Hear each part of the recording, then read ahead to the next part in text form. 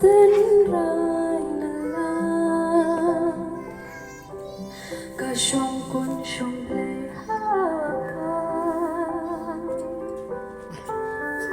kita soy kita shor gerbang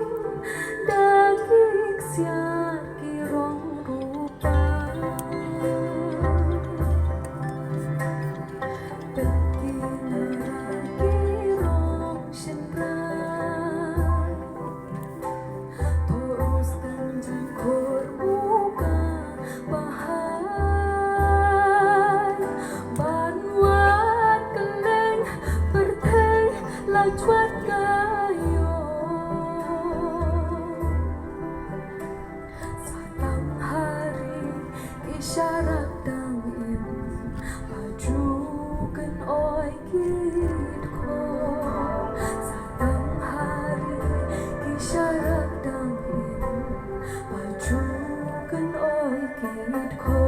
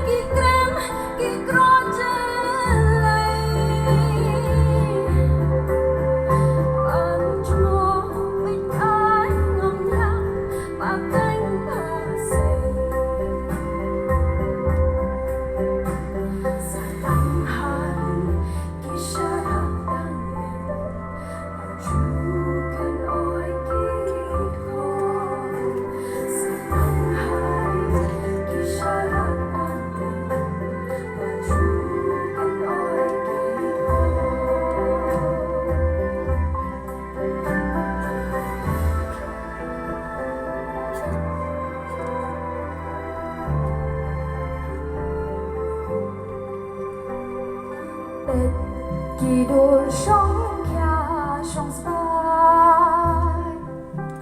Kidur tips ngirumut halang kishai Nableng klia shado shenrang La ushno pipan kelong Akor kasman kadakren Shala pu magi tam ha berthei na thi berthei kari batang shidro kari ba em kireu khao melung yang em kasneng ka kro kari ba em kireu khao melung yang em kasneng ka kro